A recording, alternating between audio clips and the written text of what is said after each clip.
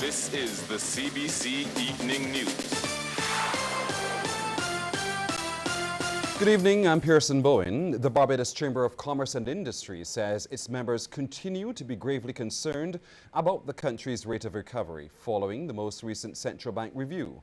The Chamber says, much like the previous report, there are still signs of sluggishness in key areas. Ryan Broom has the story. BCCI President Tracy Shuffler says if government expects the private sector to step up investment levels, there must be a supportive business environment. She says this must include complete and regular information sharing on economic performance and planning.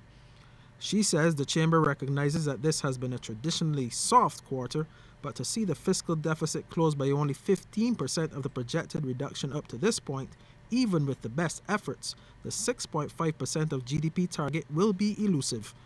The BCCI president also says the Chamber is expecting to see adequate support for revenue-generating areas, reflected in the upcoming budget, along with a major effort to improve tax collection efficiency.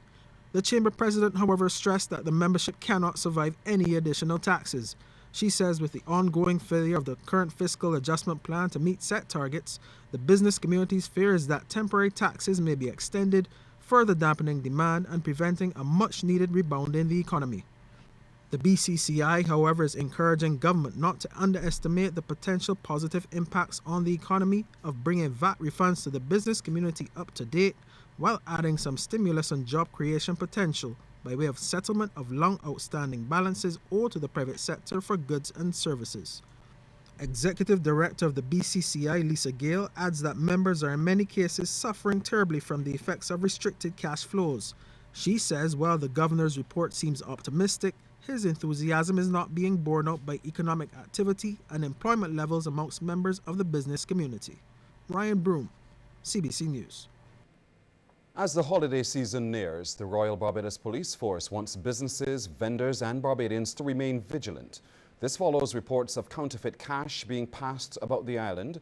Crime Prevention Officer Station Sergeant Stephen Griffith wants them to rely on counterfeit detecting machines. Failing that, he says, inspect the money.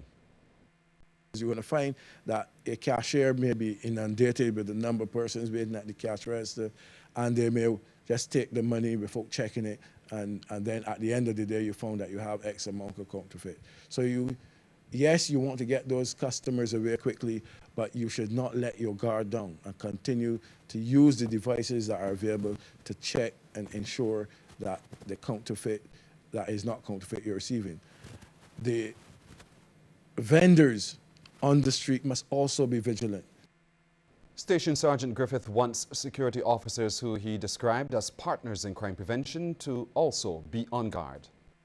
We want security officers, those places who have security officers employed, to be vigilant, to ensure and speak to staff when they see procedures that will compromise their position there, that will put them at risk. But what we want to say too is that we want to ensure that persons who employ security staff ensure that the security craft personnel that they hire are credible. More than 2/3 of the former Transport Board employees who have so far collected their severance payment. This from General Manager of the board, Sandra Ford, who told CBC News the process of paying dismissed workers started yesterday and already 172 people have collected their final checks. Ms. Ford says there are still 75 individuals who are to collect their money. The ongoing process is expected to be complete by the end of business tomorrow. Barbados is getting much needed help as it continues to look for ways to boost visitor arrivals. The latest initiative involves the hosting of a classical pop festival in December. That event is being held at Apes Hill, St. James. Managing Director of Spring LLC, Michael Aikens, says the orchestra will have some of the best musicians. The orchestra is, in some ways, I'm very humbled by who's coming. It's an all-star orchestra of literally the best musicians in the world. The predominant part of the orchestra is coming from the New York Philharmonic, the Boston Symphony, the Metropolitan Opera Orchestra, and not just the players, but many of their principal players, which are the lead musicians for each of the sections. And then we've gone to other markets so that we can introduce more markets to that Barbados experience.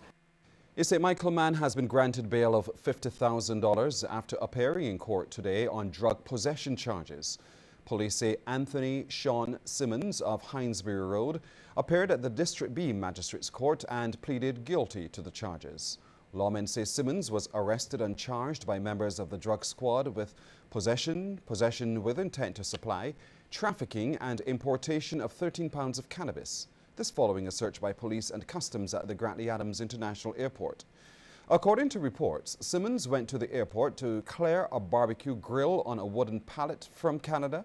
He was intercepted on a nearby roadway by members of the drug squad and taken to the Oistins police station. A search of the pallet revealed 12 packages of compressed cannabis hidden inside. Simmons returns to court on January the 20th next year, pending a pre-sentencing report. More news ahead in just a moment, but first, we want to hear from you on this question. Do you believe giving VAT refunds to businesses quicker would help to stimulate the economy? Text yes or no to the short code 8111. Those results at the end of the news.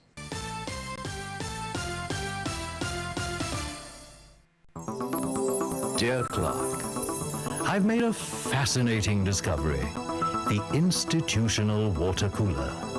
Its gravitational pull sucks people from their workstations at the busiest times of day to stand around it and chat about emerging global trends like, will pink be in fashion next season? Meanwhile, the world slows to a stop as it waits in line to be served. I don't see that trend at Globe Finance. Globe Finance. Think outside the bank. When it comes to their financial service, slow is out, swift is in. How many beers have you had already? We know how hard it is to admit that you've got a problem. We know how we sometimes hurt the people we love without realizing it at the time. We're Alcoholics Anonymous. If your drinking is affecting your life and family, look us up. We're in the phone book and on the web. When we use our passion to create something special, we cherish the experience that brings the result. It isn't always smooth sailing, but that's the beauty of it. Because through experience and the help of knowledgeable partners, we learn and grow together. And we dream bolder dreams for the future. Confident that your passion and our expertise will bring an ever bright tomorrow. ICBL, always there when you need us most.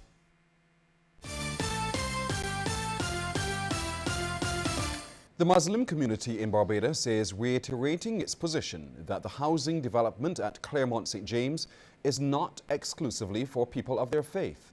President of the Barbados Muslim Association, Dr. Abdul Mohammed, is also dismissing the notion that the properties have been sold exclusively to Muslims. Stressing that's not the case, he says some of the people who have shown a keen interest are non-Muslims. He says as word spread about the project, the response was quick, resulting in the lots being bought before they could be advertised. He tells CBC News the potential owners knew beforehand of the developments planned for the land. The project opposite Queen's College is located on more than 5 acres of land. That's something that's been going on for many years, almost over a decade. We've been trying to get a location for a mosque, because we know we have here 5 times a day. And wherever we identified a particular or potential location, it was always objection from people that live within the area. And we were advised by people within the field, Tongpan, etc., that our best chance of having a mosque that was pretty much, if you have a new development where persons buying into the area will be aware that they're buying and probably residing in the area of the mosque, then obviously they'll have a better chance of getting approved, and that's what happened. And once persons in the Muslim community learned that there was a mosque in this development, a lot of them would have jumped at the opportunity. Executive Director of the Barbados Coalition of Service Industries, Lisa Cummins, is suggesting that Barbadians let go of the notion of free tertiary education and consider innovative options for funding it. Her comments come as the BCSI puts the spotlight on the issue during its National Services Week from the 8th to the 14th of November. Ms. Cummins says any choice made in this regard must be linked to national development. But we can't pay for education just because we feel as if it is a birthright. And we can't continue to say that these are our priorities just because we've done them this way all the time. What we do have to figure out is where we see ourselves as a nation in the next 5 years, the next 10 years, and the next 20 years, how education is part of the institutional scaffolding to create the platform for us to achieve that vision, and what are the various aspects, even within education, that will allow us to achieve that objective. The BCSI Executive Director wants more consideration given to tertiary education and the University of the West Indies, KPhil, as foreign exchange earners. At least one program within primary schools is reaping success when it comes to teaching children about the dangers of HIV and substance abuse. That's according to Youth Commissioner Derek Odell. He was speaking during the presentation of awards to students at the St. Matthew's Primary School who took part in the HIV and AIDS program hosted by the Ministry of Culture, Sports and Youth. Mr. Odell says children need to be constantly sensitized about these issues to ensure that they don't become a statistic. For them to understand the dangers of HIV and AIDS, how to prevent HIV and AIDS, also for them to understand about discrimination and about the food bank and how they can lend their help to the food bank to help support other persons who are suffering from HIV and AIDS in Barbados, and also about substance abuse. And as I said previously, persons that I would have counseled at Teen Challenge, and that was in 2008, they would have indicated to me that if they had this information about drugs, that they would not be in that facility because they would have understood the dangers. Regional news next, but first a reminder